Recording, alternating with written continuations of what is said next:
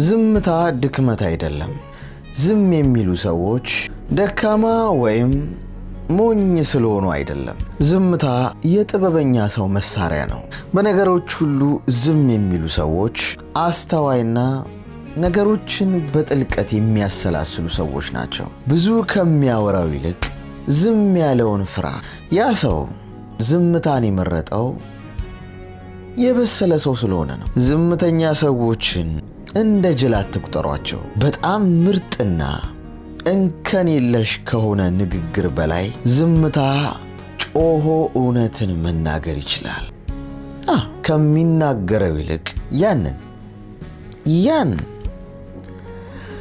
ዝም ያለውን ሰው ፍራ።